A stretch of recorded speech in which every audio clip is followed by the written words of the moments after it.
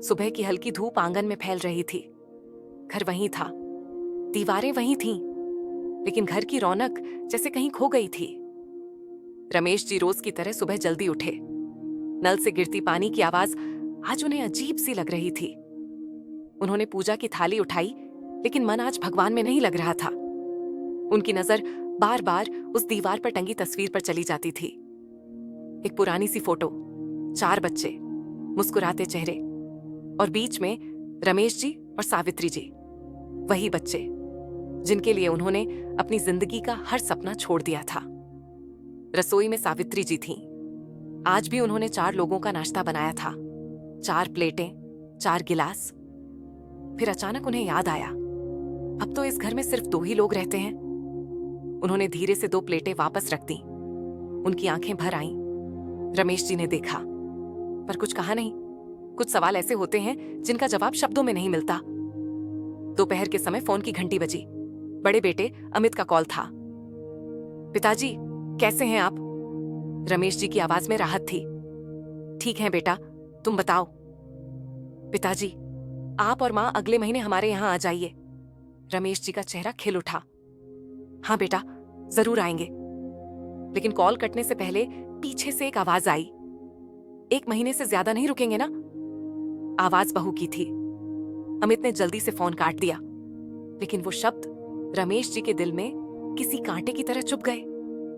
कुछ दिनों बाद वो दूसरे बेटे रोहित के घर पहुंचे। शहर बड़ा था, बिल्डिंग ऊंची थी, घर शानदार था, लेकिन दिल छोटा पड़ गया था। रोहित सुबह ऑफिस चला जाता, रात को थका हुआ लौटता। बहू अपने मोबाइल में डूबी रहती। टीवी चलता रहता, पर कोई बात नहीं करता। सावित्री जी दिन भर खामोशी में बैठी रहती। एक दिन सावित्री जी ने हिम्मत करके कहा, बहू, चाय मिल जाएगी क्या? बहू ने मोबाइल से नजर हटाए बिना कहा, माँ, खुद बना लीजिए, मेरी मीटिंग चल रही है। रमेश जी वहीं बैठे थे। उन्होंने कुछ कहा नहीं, पर उस पल उन्हें एहसास हुआ, बुजुर्ग होना कितना अकेला कर देता है। रात को दोनों कमरे में चुपचाप बैठे थे। सावित्री जी की आंखों से आंसू बहने लगे। क्या हमने अपने बच्चों को यही सिखाया था? क्या हमारी परवरिश में कोई कमी रह गई थी? रमेश जी के पास कोई जवाब नहीं था। उन्होंने बस इतना कहा, चलो अपना घर वापस चलते हैं। जब दोनों अपने पुराने घर लौटे तो दरवाजा खोलते ही यादों की बाढ़ आ गई। आंगन में खेलते बच्चे, त्योहारों की रौनक, और वो हंसी जो कभी इस घर की पहचान थी। सावित्री जी ने दीवार को छूते हुए कहा, ये घर आज भी हमें पहचानता है। शाम का समय था। अचानक दरवाजे पर दस्तक हुई। रमेश जी ने दरवाजा खोला। सामने एक छोटी सी बच्ची खड़ी थी, फटे कपड़े, डरी हुई आंखें। अंकल, पानी मिलेगा? उसकी आवाज कांप रही थी।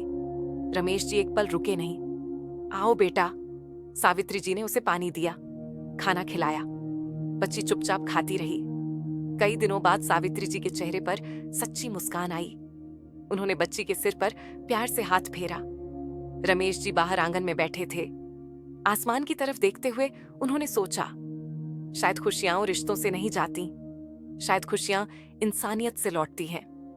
उस रात घर में बहुत दिनों बाद सुकून था, लेकिन कहानी अभी बाकी थी। आगे की कहानी जानने के लिए पार्ट 3 देखिए।